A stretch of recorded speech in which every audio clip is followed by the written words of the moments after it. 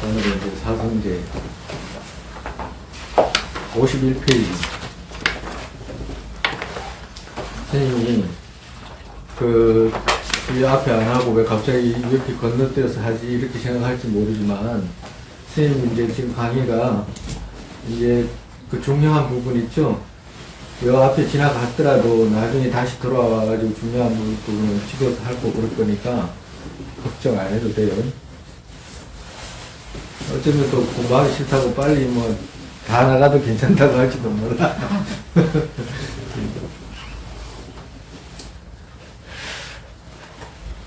우리가 이제 지금 부처님 가르침이 어떤 것인지 배우러 왔잖아, 그죠? 배우러 왔는데, 우리가 부처님 가르침을 부처님께서 열애가 되고 난 뒤에 가르치신 이 가르침만 가르침이 있는 게 아니라 어떤 것이 있냐면, 부처님께서 태어나시고 일생 동안 살아오신 전부가 가르침이거든. 부처님 가르침이라고. 그러면 우리가 부처님 가르침을 잘 이해하고, 또 반대로 우리가 원하는 것을 잘 이루기 위해서는 부처님이 살아오신 그 일대기를 살펴볼 필요가 있어요. 왜 그러냐면, 우리가 지금 어떤 고통을 갖고 있기 때문에 절에 와가지고 그 문제를 하러 왔잖아, 그죠? 그지? 네. 고통이 없으면 절에 오지도 않고 종교라는 건 누구든지 선택도 하지 않을 거라, 그죠? 어쨌든 간에 고통이 부족하건 고통이 많건 그걸 다 해결하기 위해서 오는 거거든, 그죠? 그와도 같이 우리 또한 고통을 해결하기 위해서 절에 온 것이고, 부처님 또한 고통을 해결하기 위해서 출가를 하셨어요. 그런 입장에서는 부처님께서 왜 출가를 하셨는지 알아보면 아주 그 문제에 있어서 우리도 똑같이 부처님하고 똑같은 당면의 문제가 있는지 없는지, 그 당면의 문제가 서로가 개합하는지, 만약에 서로가 개합하게 되면 이익이 많고, 개합하지 못하면 이익이 적어. 그럼 부처님은 어떤 분이시냐면, 부처님은 아버님은 정반왕이고, 그죠? 어머님은 마야부인이라고 하는 그런 분. 지금 저 네팔 땅이지만 카빌라바스트라고 하는 그런 카빌라바스트라고 하는 곳에서 태어나셨거든. 그 태어나가지고 아버님 이름이 정반왕인데, 정반왕인 이유가 지금도 가보면 그 카빌라바스트 옆에 강이 흐르고 있어요. 그렇게 크지 않아. 근데 그 앞으로 보면 들이 크게 넓어요. 말도 못하게 들이 넓어. 근데 거기서 이제 뭐가 자라냐면 벼가 자라요. 벼가. 근데 일반적으로 인도에 가보면 벼가 물에서 자라는 벼는 덤으로 많이 없어요. 우리는 전부 물에서 자라잖아. 물에 심고, 그죠? 근데 인도에는 벼씨를 그냥 덜에다 뿌려요. 물이 부족하니까. 그래가지고 비가 와서 자라면 수확하고, 안 그러면 수확을 못해. 근데 부처님이 태어나신 그곳은 물이 항상 풍족해요. 그래가지고 벼 농사가 무지무지 잘 돼. 그래가지고 부처님 이름, 아버지 성함이 정반왕이라는 말은 무슨 뜻이냐면 하얀 쌀밥 이런 뜻이거든. 쌀밥이라는 뜻이라. 그러니까 그 나라에서는 왕이 쌀밥이라 이름이. 그러니까 그 많은 영토에 쌀이 생산되기 때문에 쌀밥이라는 이름을 얻는 것이 최고가 하는 이름이지. 왜 그러냐면 그때 3000년 전이잖아요. 3000년 전에 풍족한 쌀이 생산된다는 것 자체는 최고 힘이 있는 국가라는 뜻이라, 사실은. 산악지역도 아니고 들판에서 쌀이 생산이 돼야지. 그때는 뭐 누구 노임이고 이런 게 없잖아. 그냥 일하는 사람 밥만 주면 되는 거거든. 그러니까 그 나라 백성들이 많고 그런 게 되는 거예요. 나라가 부강하고 농원 사회이기 때문에, 그죠? 근데 아버지 이름 성함이 이제 정반왕이고 어머니 이름은 마야부인인데 그 두 분 사이에 이제 태어나잖아. 그 태어나는데 그 태어나자마자 인도의 풍습은 누가 아기가 태어나면 그 수행하는 분들한테 애기를 갖다 보이고 축원을 듣는 그런 문화가 있어.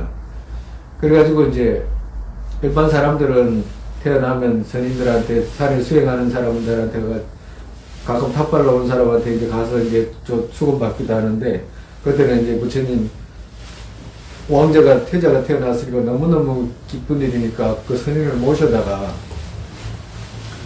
갖다 드리는 거예요. 그러면 축원을 받아. 그 축원을 받는데 그 선인이 하시는 말씀이, 이 왕자는 출가를 하게 되면 열애가 된다. 붓다가 된다. 그리고 출가를 하지 않으면 그 전륜성왕이 될 것이다. 그걸 예언을 해. 그 예언을 전륜성왕이라는 것은 뭐냐면 그 세계를 정복하는 그런 왕이 될 수 있다, 이런 뜻이거든요. 근데 이제 그렇게 예언하는 이유가 뭐냐면, 부처님은 30 이상 80종을 가지고 태어나잖아, 그죠? 전륜성왕도 똑같이 30 이상 80종을 가지고 태어나. 두 분의 상호가 차이가 없어요. 그렇기 때문에 선인이 그 모습을 보고 출가를 하면 예례가 되고, 출가를 하지 않으면 전륜성왕이 된다고 예언할 수가 있는 거야. 그래가지고 이제 그 예언을 들었다, 아버지가 들으니까, 왕께서 들으니까 그때부터 이제 걱정인 거야. 듣는 그 순간부터. 왜 그게 걱정이냐면 출가할까봐. 출가해가지고 성녀 생활을 할까봐. 그게 늘 걱정이라, 아버지가. 그래가지고 조금씩 이제 커나오면서부터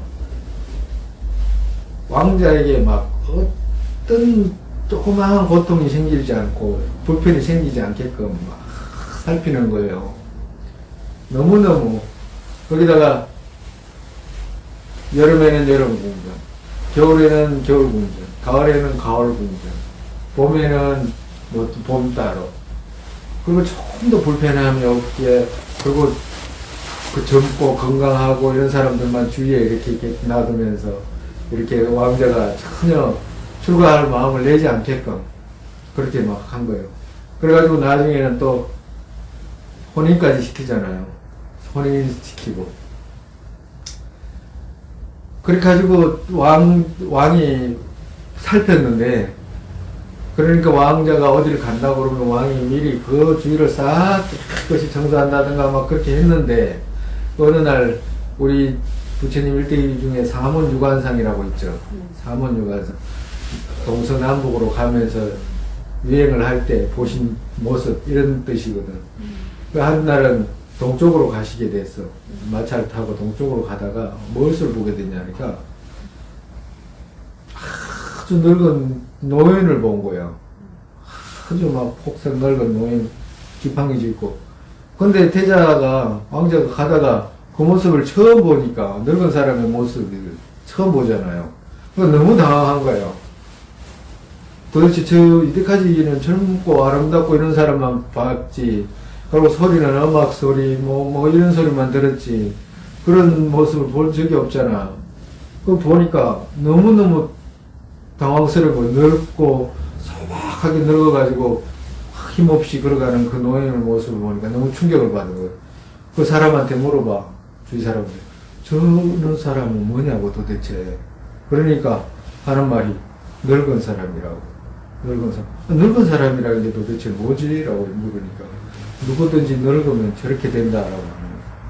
거기서 충격을 받아요. 충격을. 아니, 모든 사람이 늙으면 저렇게 된다라고 할 때는 모든 사람 중에 본인도 포함되잖아. 누구도 포함 안 되는 사람이 없잖아. 그러니까 본인도 포함되니까 나도 저렇게 늙어야 된다라고 생각하니까 충격을 받는 거야. 그래가지고 갔다가 돌아와가지고 아주 심각하게 고민을 해요. 아주 심각하게. 그리고 또 어느 정도 지나가지고 남쪽으로 이제 갈 일이 있어서 남쪽으로 가시다가 또 어떤 모습을 봐. 그 모습은 뭐냐? 병자의 모습을 보는 거죠. 아주 막 병이 들어가지고 곧 죽어가고 막. 지금 우리는 병원에 있는 사람이 옷이라도 깨끗이 입혀놓고 닦이기라도 해서 그것인지 모르지만, 지금이라도 인도 같은 데 가보면 그 병자의 모습을 볼 수가 없어. 근데 그때 그런 모습으로, 그러니까 왕이 아무리 감추려고 해도 그 모습은 왜 그렇게 보이냐니까 제석천왕이 변화해가지고 그 모습을 드러내는 거라. 왕자한테 연민심 생기라고. 그래가지고 이제 병자의 모습으로 드러나니까 병자의 모습을 보고 너무너무 충격을 받아요, 또. 그리고 저 모습은 왜 어쩌다가 저렇게 됐냐고 물으니까. 누구든지 나이 들고 병들면 저렇게 된다고. 그러니까 본인도 그렇게 될 수 있잖아. 마음이 아주 막 괴로워가지고 돌았어요. 혼자앉고. 그래가지고 어느 정도 지나가지고 이제 또 어디를 가다가 그거 서쪽으로 가다가 서쪽 문으로 가다가 서쪽 문에서는 뭘 보냐면 죽은 시체를 보게 돼요. 그러니까 죽은 시체를 보고 사람한테 묻기를 왜 저러냐. 저게 죽은 거다. 저게 죽은 거다.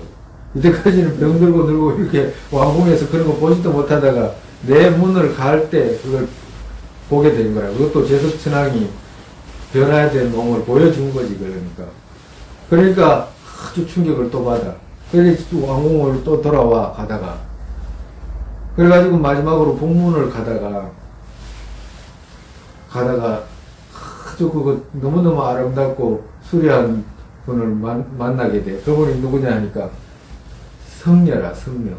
머리를 삭발해가지고, 바루를 들고 이렇게. 그때 삭발하는 사람도 있었고, 그냥 기르는 사람도 있었고 이런데, 성녀의 모습을 본 거예요. 너무 아름다운 모습이니까 부처님이 직접 가서 물어요. 당신은 뭐 하는 사람이냐고. 그러니까 물으니까 나는 태어나고, 죽고, 병들고, 네? 늙고, 이러한 인생의 문제를 해결하기 위해서 출가한 성녀입니다. 이렇게 이야기를 해요. 그러니까 부처님이 그 소리를 듣고 마음속에 아주 기쁨이 생긴다. 왜 그러냐면, 이때까지 고민이 뭐냐. 이때까지 왕궁에 생활할 때는 그런 고민이 없었는데, 늙고 병들고 죽는 모습을 봤잖아. 그죠? 그러니까 본인이 아주 큰 기쁨을 느껴요. 그래가지고 부처님이, 나도 출가를 해야 되겠다 하는 그 마음을 가지게 돼요. 그래가지고 결국에는 그 마음을 또 출가를 하게 되잖아. 그죠? 근데 여기서 스님이 왜 이런 말씀을 드리냐면,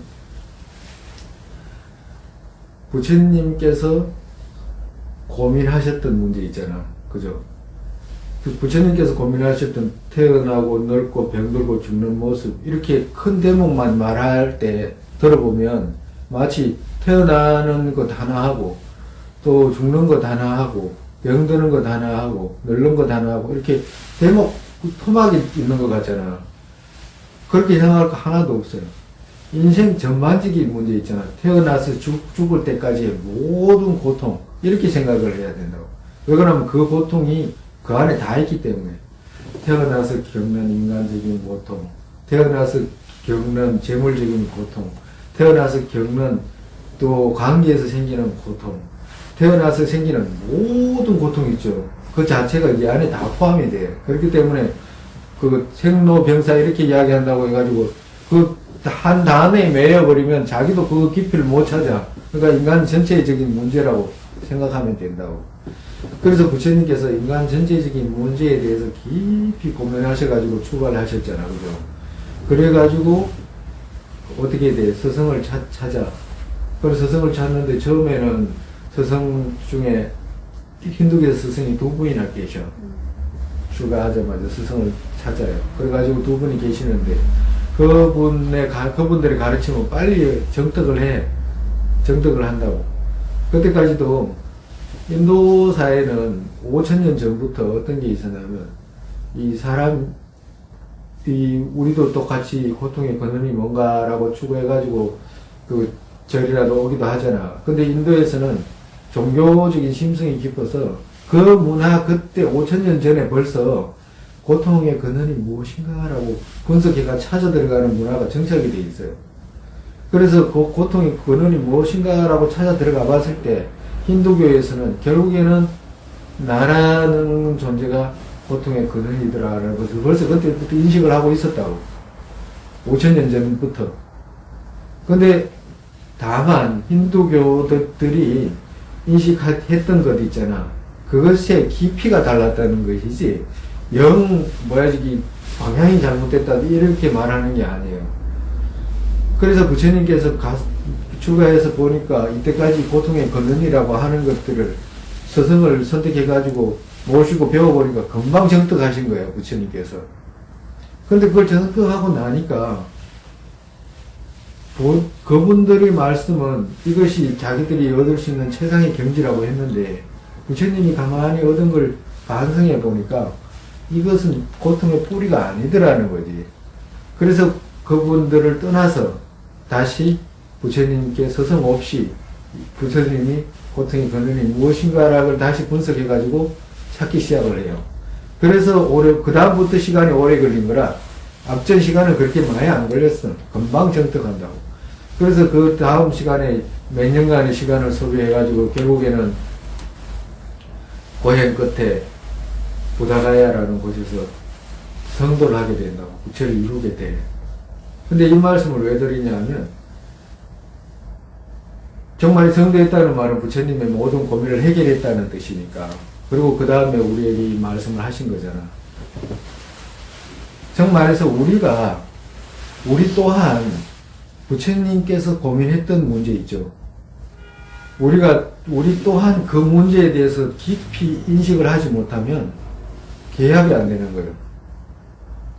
부처님이 정득한 깨달음하고 우리가 원하는 것이 일치가 되려면 우리 또한 그런 문제에 대해서 깊이 심각하게 고민을 해야지만이 갈 수 있다는 것이지.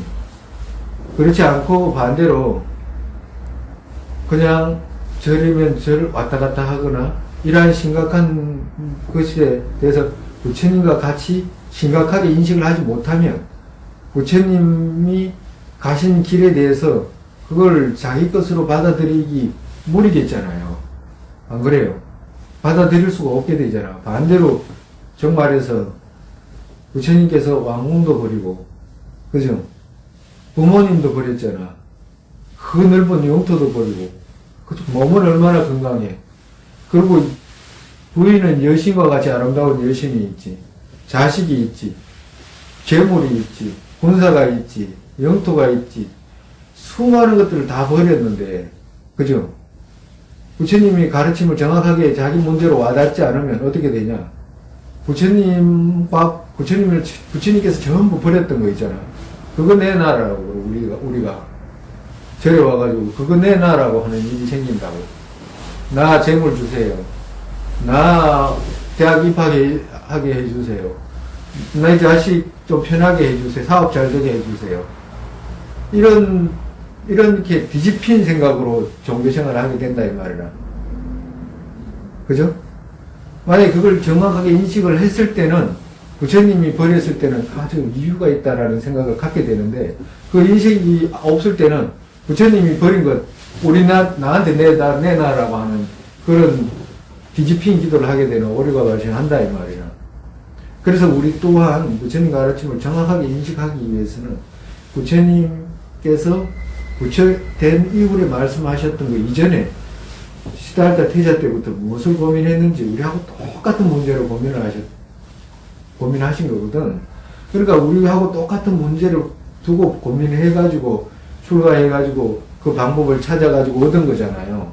그래서 그것을 쉽게 우리에게 말씀하신 것이기 때문에 우리가 만약에 부처님과 같이 그러한 심각한 고민을 해낼 수만 있다면 부처님 가르침을 쉽게 얻을 수 있고 그리고 지금의 어떤 문제들도 쉽게 해결할 수 있는 그런 길이 생길 수 있다 이 말이에요. 근데 그렇지 않고 정확하게 문제인식을 가지지 못하면 정확한 길을 갈 수가 없는 그런 결과가 발생한다 이 말이에요. 스님 말은. 그러니까 우리 스스로가 어떤 문제인식을 가지고 있는지 그거 돌아보는 것도 무지무지 중요하겠잖아. 그죠? 그리고 그 동기가 분명해야지만이 한 발짝이라도 가요. 그렇지 않으면 평생을 절에 살더라도 내가 많이 보잖아 우리 스님들이. 평생을 절에 살더라도 그냥 살아요. 심각하게 고민해가지고 부처님이 가신 길을 가는 게 아니고 자기 생각으로 자기 길만 가버려 그냥. 절에도 와가지고 10년 20년 절에 다니다 와도록 부처님 말씀과 관계없이 자기는 자기 생각대로 하잖아. 그런 일이 생긴다니까. 그러면 뭐예요? 부처님이 뭐 문제가 있나? 문제가 있어? 아, 그럼 나가 문제가 있나? 둘 중에 하나는 문제가 있는 거잖아. 그럼 부처님이 문제가 있는, 어쩌면 문제가 있을지도 몰라, 그러지? 왜 그 모르는 걸 다 버리고 출가를 해? 말도 안 되는 걸 그걸 누리고 살아야지. 왜 버리고 출가를 하냐고. 그잖아. 반대로 생각하면. 안 그러면 우리가 문제가 있을 수 있는 거잖아. 그죠? 그래서, 누가 문제가 있는지, 그것도 분석해 봐야 되는 거라. 부처님께서 문제가 있는지. 이건 뭐 부처님께서 문제가 있다 그러면 다시 우리는 돌아가야 돼. 그거 따르면 안 되잖아. 근데 만약에 부처님이 문제가 없고 나한테 문제가 있다 그러면 우리가 갖고 있었던 과거의 생활 형태 있잖아. 이런 것들을 버려야 되는 거라. 왜 그러냐. 우리는 과거에는 어떤 식으로 살아왔냐면 우리는 누구든지 안락을 얻으려고 추구를 해요. 나는 고통이 생기기 위해서 뭐 노력한다 이런 사람 없잖아. 그잖아요. 자기는 안락할 거라는 생각을 해가지고 행동을 했는데 결국에 그게 고통이 생긴 것이지 처음부터 나는 고통이 생기게 할 거야 라고 생각해가지고 행동하는 사람은 아무도 없다 이 말이라. 그러면 우리가 앞전에 전후생에 대해서 배웠잖아요. 그러면 전생에 있다는 것에 대한 인식을 조금은 할 수 있었잖아. 그러면 전생에 있었다는 인식을 조금 할 수 있었다면 전생에 또 전생이 있었을 거 아니야. 전생에 전생이 있었을 거 아니야. 전생에 헤아릴 수 없는 생을 받고 태어났다 이 말이라. 그 생 동안 어떻게 우리는 행동했냐. 태어날 때마다 안락을 얻기 위해서 노력을 했어. 노력 안 한 게 아니야. 금생에도 안락을 얻기 위해서 노력을 했듯이 과거에도 똑같이 안락을 얻기 위해서 무진장 노력했어요. 근데 안락이 아니고 고통들이었잖아. 그지? 안락이 아니고 고통들이었거든. 고통들이었다 이 말은 무슨 말이냐면 완전한 안락이 아니었다 이 말이야. 완전한 안락이 아니었다. 완전한 안락이 아닌 것들을 얻는 것으로 만족되었지 진정한 안락이 있으면 안락으로 얻질 못했다 이 말이야. 진정한 안락을 얻질 못했다 이 말이야. 그런데 성과는 오히려 어떻게 들었어? 우리가 그거 배웠잖아. 결국에는 태어나자마자 나라는 것도 할 것도 없었는데 나라고 하고 있었잖아. 그죠? 지금도 나라고 하잖아. 누가 건드리려고 그러면 왕 그래버리잖아. 예? 그잖아. 나를 왜 건드리냐고 그러고 말 한마디만 해도 왕 그래버리잖아. 그죠? 누가 습관들이있어? 내가 스스로가 그렇게 집착할 수 있는 나가 없는데도 집착을 해가지고 보호하려고 그러고 그걸 피해 입었다고 생각해가지고 반대로 막 왕 그래버리는 거거든. 그죠? 근데 아까 전에 말씀드렸듯이 시작 없는 데서 그렇게 그 나쁜 성과를 가지고 와가지고 탐욕 일으키고 분노 일으키고 그죠? 어리석음으로 살아왔는데 여기서 만약에 그 습관을 아까 전에 이야기했잖아. 부처님 방식이 아닌 우리 방식으로 계속 고집을 하게 된다면 어떻게 돼? 미래 세상에 끝없이 한 번 태어나는 것이 아니고 또 태어나고 또 그 태어나는 그 모든 생에서 기약도 할 수 없는 생에서 똑같이 괴로움 속에 살아야 된다는 거잖아. 만약에 지금은 괴로움 중에서도 조금은 완화된 인간 몸 받았기 때문에 조금 완화된 것들이 있다 쳐. 근데 그 다음 생에는 도저히 축생이라든지 더 많은 고통이 생길 수 있는 고통으로 떨어지게 된다면 되돌아올 수 있는 기약이 있냐? 기약도 없다. 기약도 없어. 그렇기 때문에 우리가 지금 부처님 가르침을 잘 살펴가지고 부처님이 말씀하시는 고통의 인이 무엇이며 부처님이 말씀하시는 즐거움의 인이 무엇인지를 우리가 분석해가지고 살펴서 그것을 알아가지고 즐거운 인은 쌓아가고 고통의 인은 제거해야지만이 부처님이 말씀하신 그 부처님이 도달하신 부처님께서 얻은 그러한 과를 우리 또한 얻을 수 있지. 그렇지 않으면 무시의례로 업을 쌓아왔는데 아까 전에 있지도 않은 걸 그렇게까지 집착할 정도로 오랜 업을 쌓아왔는데 그걸 버리지 않으면 똑같이 그렇게 쌓아가야 되는 것이기 때문에 무서운 일이다 이 말이에요. 심각하게 생각해야 된다 이 말이에요.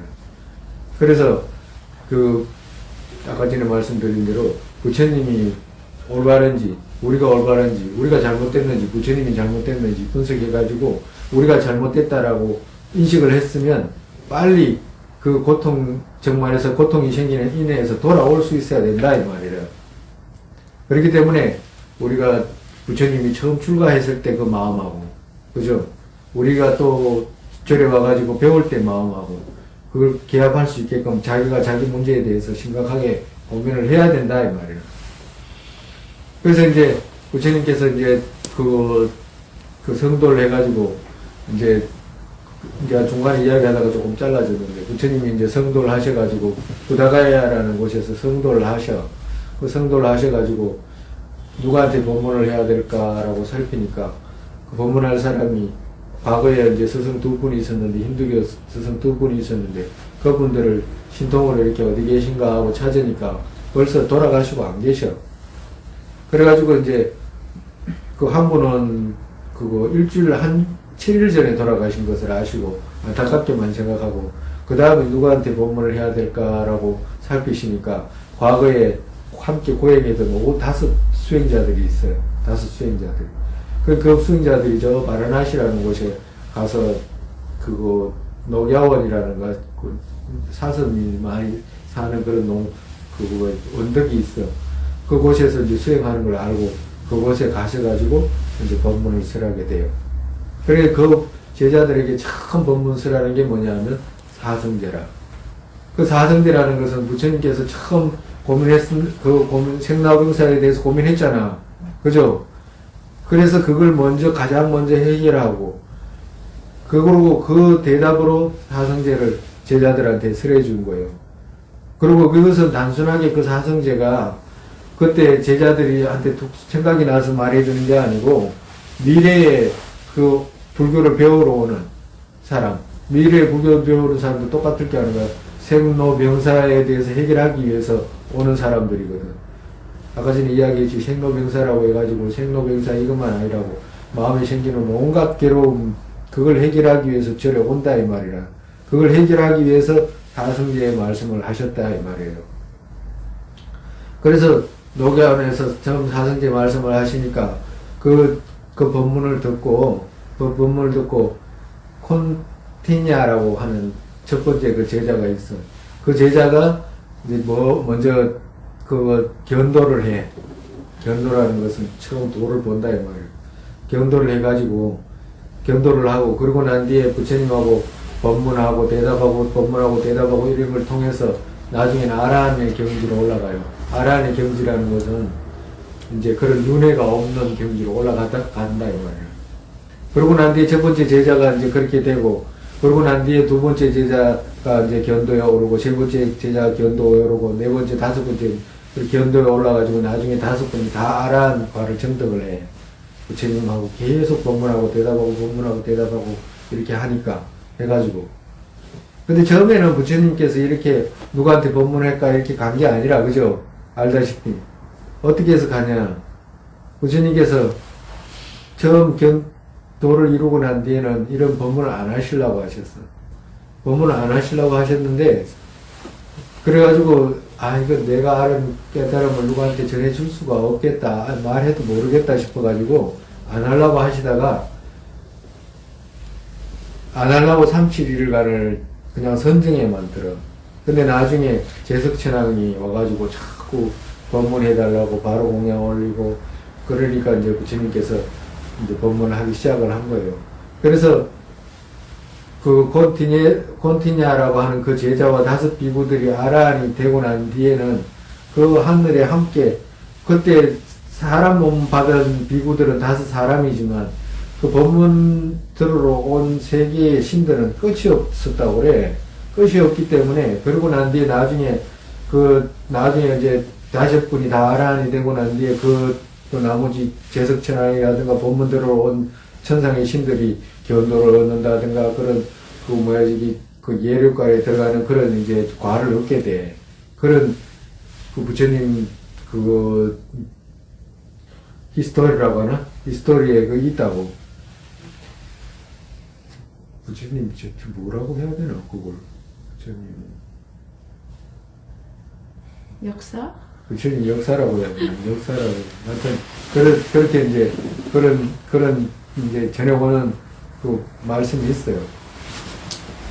그래서 우리가 이제 스님은 이제 처음에 부처님이 출가를 해가지고 성도를 하잖아. 그죠?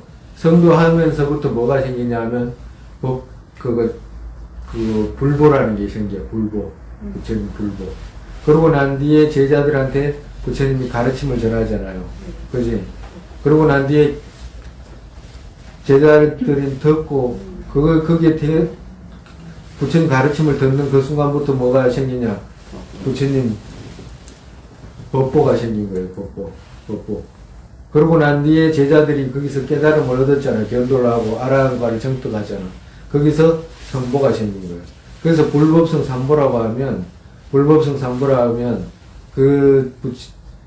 그게 생긴 차례대로 이렇게 이루어진 거라. 부처님, 가르침, 성가, 이렇게 세 가지가 이렇게 차례대로 그렇게 이루어진 거예요.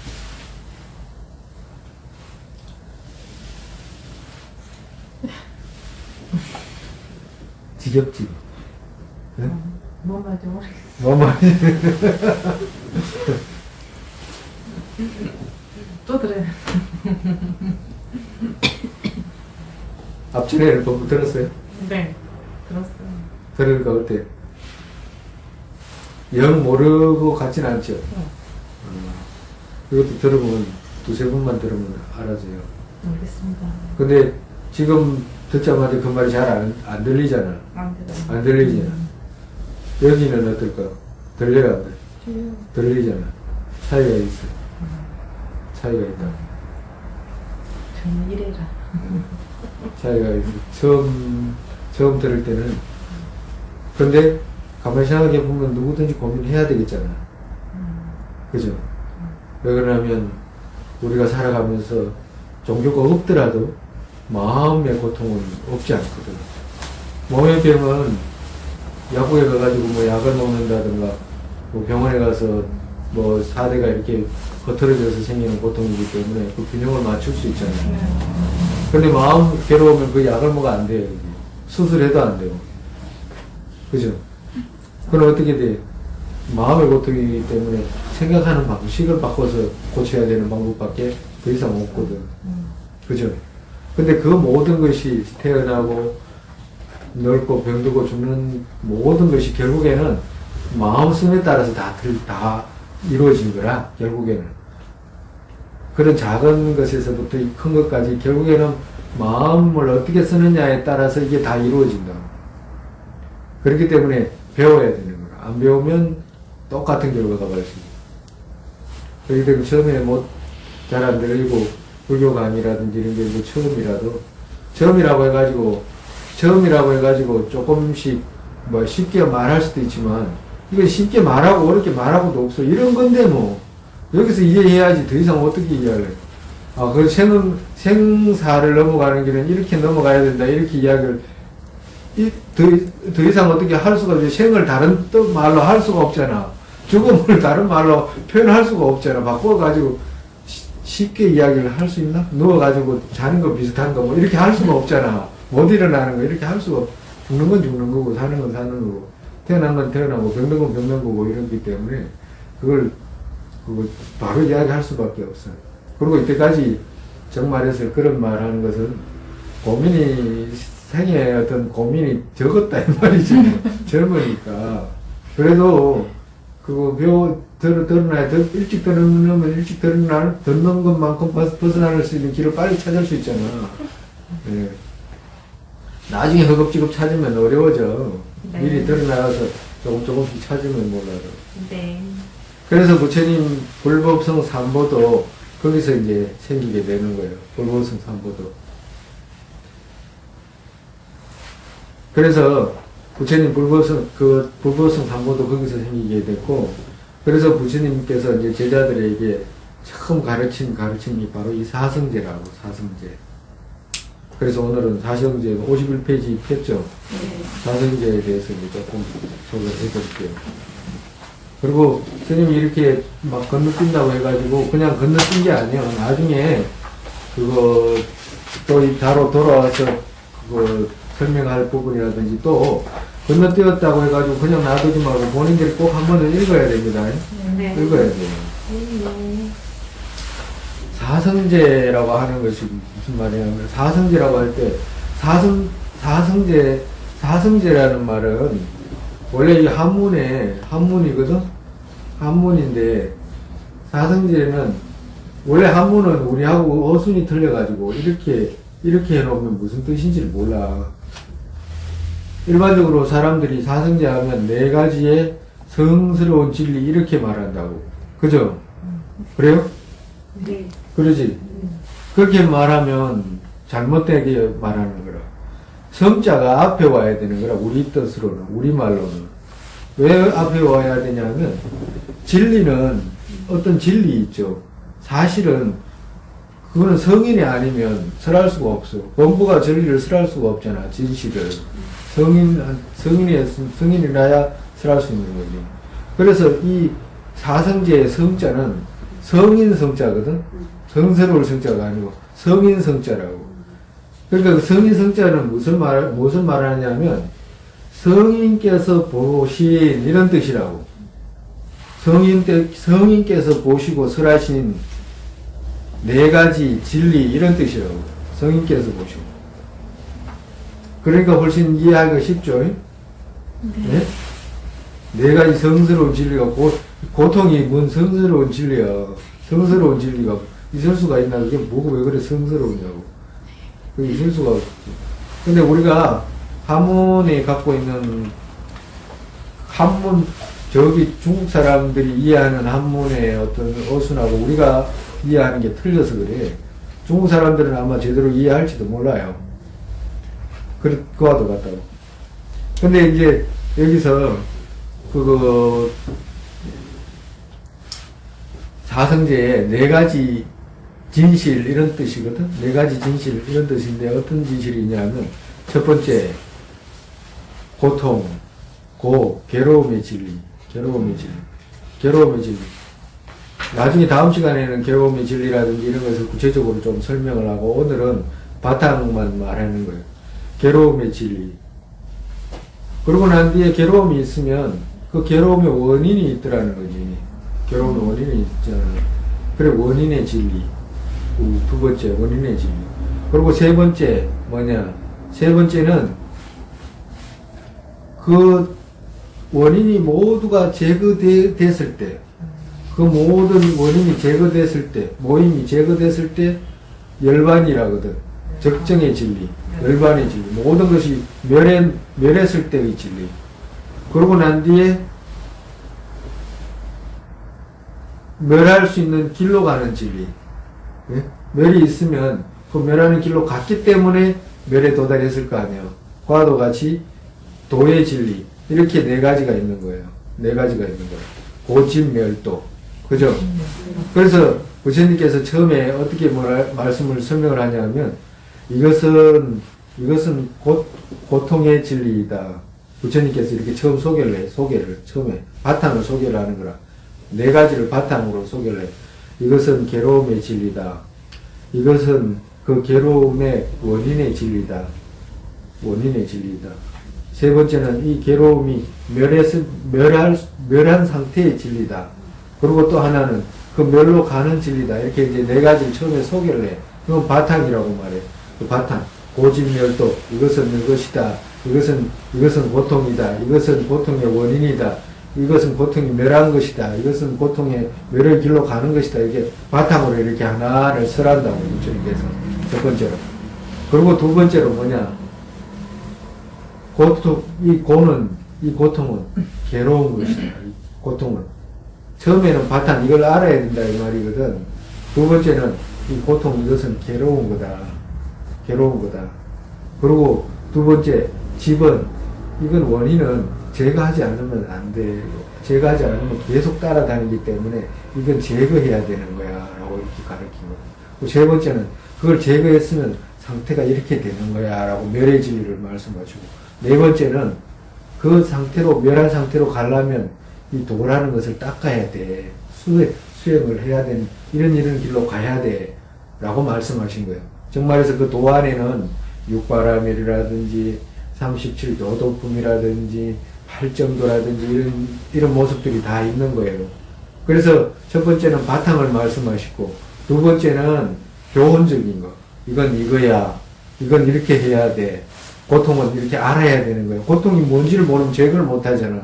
고통은, 그래서 알아야 되는 거야. 그 고통의 원인은 제거해야 되는 거야. 라고 부처님이 말씀하시는 교훈적인 거, 도의적인, 도의 건설을 이렇게 해놓은 거예요. 첫 번째는 바탕, 이런 바탕이 있고, 두 번째는 이런 교훈적인 거, 이런 건 닦아야 되는 거, 이렇게 행해야 되는 거야. 라고 말씀하신 거. 세 번째는 뭐냐. 이 두 가지가 내가 누구한테 듣고서 하는 말이 아니야. 누가 듣고서 하는 말이 아니고, 지나가다가, 누구한테 배워서 하는 이런 게 아니야. 내 스스로 모든 것을 통달했다, 이 말이에요. 그래서 하시는 말씀이 마지막으로는 나는 고통이 고통인 줄 알았다. 나는 고통이 고통인 줄 알았다. 그리고 나는 그 원인을 제거했다. 세 번째는 나는 그 멸에 도달했다. 제거했기 때문에 도달했다. 그리고 나는 그 길을 갔다. 말이에요. 그래서 세 번째, 바탕과 도와 와, 이렇게 세 가지로 이렇게 나누는 거라. 그 세 가지로 나누는데 달라이라마 스님께서는 특별히 이 세 가지를 이렇게 간단하게 나눠가지고 불교를 설명을 해요. 특별히 달라이라마 스님이 다른 데는 없이 이렇게 간단하면서도 요약적으로 그 사성제에 대한 어떤 설명을 하신다. 그래서 이 세 가지를 통해서 사성제를 이제 이해를 하게 되는 거라. 그래서 그 다음 페이지 보면 그 바로 뒤에 보면 사성제는 두상의 인과 원인과 결과 관계를 이해해야 한다라고 했죠. 그죠? 하나는 우리가 겪는 고통은 무에서 오는 것이 아니라 원인과 조건의 결과로 발생하는 것이다. 또 하나는 우리가 누리는 행복 역시 원인과 조건의 결과로 발생하는 것이다. 이렇게 말씀했죠. 그죠? 그래서 고진멸도 네 가지잖아. 그죠? 그래서 잘 봐봐. 스님 봐봐. 고진멸도 네 가지인데 이것을 두 가지로 이렇게 묶은 거라. 하나는 무슨 말이냐? 고가 생기는 이유를 말씀하신 거고, 하나는 안락이 생기는, 고를 다 제거했을 때 생기는 안락이 있잖아. 안락이 생기는 이유와 과를 말씀하신 거예요. 원인과 결과. 하나는 고통이 생기는 원인과 결과. 하나는 즐거움이 생기는 원인과 결과. 이렇게 말씀하신 거예요. 그래서 처음에 고집이라고 했을 때, 고통은 과잖아. 고통이잖아. 그죠? 그리고 그 고통을 원인이 뭐냐? 그 집이라는 이유 때문에 이러한 고통이 생긴다라고 하는 과 하나 하고, 그것을 제거하기 위해서는 도라는 길로 수습을 해야 된다라고 하는 거하고, 그것을 도달했을 때 열반이라고 안락이라고 하는 적정이라고 하는 그러한 과를 얻을 수 있다라고 하는 두 가지가 이렇게 쌍으로 이렇게 배대를 부처님께서 해놓으신 거라. 근데 이것은 부처님이 계시거나 계시지 않거나 이건 똑같아. 인과는 부처님이 계셔서 있는 거라든가, 연기는 부처님이 안 계시기 때문에 없다든가 이런 게 아니라, 부처님이 계시든 안 계시든 신이 아무리 있어도 우리가 가을에 곡식이 있잖아요. 예? 곡식이 있는 건 신이 있는 거하고 관계없다니까. 물 잘 되고 그럼 잘 주면 곡식이 있게 되는 거라. 그 조건에 맞으면. 그죠? 예? 어떤 것이 흩어질 때는, 죽을 때는 신이 있어도 소양이 없어. 그렇잖아. 죽는 거잖아. 인연이 닿으면. 근데 그걸 뭐 신이 어때가 저때 그걸 할 필요가 없는, 그거는 자기 스스로가 오바된 생각에 불과한 것이라. 그와도 같이 인과로 이루어진 거 있죠. 고통이 생길 수 있는 인에서 생긴 것이고, 즐거움이 생길 수 있는 인에서 생기는 것이기 때문에, 그 인을 정확하게 부처님께서는 찾아가지고 당신께서 해결하시고, 우리로 하여금 그 인을 정확하게 이해해라고 하는 데를 말씀하신 거거든. 그죠?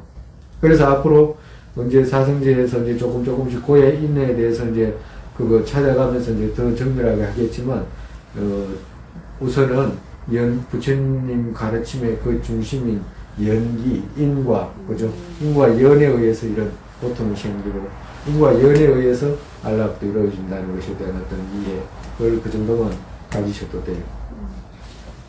그리고 오늘은 사성제 사성제의 어떤 그 부처님께서 말씀하신 근원과 그리고 사성제의 어떤 그 이루어지는 어떤 그 순서 있죠. 이제 순서와 그리고 사성제가 인과로 이렇게 서로가 쌍으로 배제되어 있다는 그 정도만 이해하고 지금 아까 전에 스님 처음 우리가 강의 시작할 때부터 한 이야기가 쉽지 않은 이야기라 사실은. 그렇지만 옛날 이야기처럼 뭘 그런 걸 하고 있을 수가 없어. 애들 장난도 아니고 무슨 노인들 뭐 달래는 이야기도 아니고 어린애들 뭐 그거 뭐야 지금 속이는 이야기도 아니고 그렇게 할 수가 없어. 배워야 되는 건 배워야 되는 거라. 인식해야 되는 건 인식해야 되고. 그렇기 때문에 조금은 부담이 갈 수도 있을지 몰라도 몇 번 들어야 돼요. 그러다 보면 며칠 후에 뭐 이해가 된다 그렇지도 않아. 몇 년이 가서 또 해야 이해가 될는지도 모르지만 어쩌면 한 달, 어쩌면 보름 이런 거 조금 지나면서 조금 쌓이면서 어떤 이해가 오게 될 수도 있어요. 왜 그러냐면 그렇게 될 수밖에 없는 것이 나중에는 우리가 지금 인과에 대해서 이제 이야기를 하기 시작을 하면 부처님께서 모든 것이 고통이라고 말씀하셨거든. 모든 것이 고통이라고 말씀하셨을 때는 이것도 모든 것 안에 들어가잖아. 이 기세관 있잖아. 우리가 이걸 갖다가 기세관이라고 그래. 이게 지구라든지 우리가 유정들이 깃들어서 할 수 있는 곳이 기세관이라고 그래. 그릇 기자를 써가지고. 그릇 같은 세상에 이렇게 담겨서 산다 이런 뜻이거든.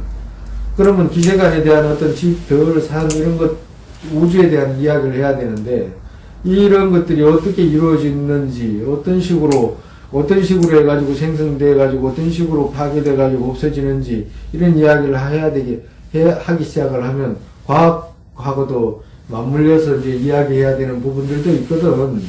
그렇기 때문에 생각을 나중에는 좀 많이 해야 되는 그런 현상이 생겨. 응? 꿈속에서 이야기 듣는 식으로 그렇게 막 봐버리면 선생님이 난감하잖아.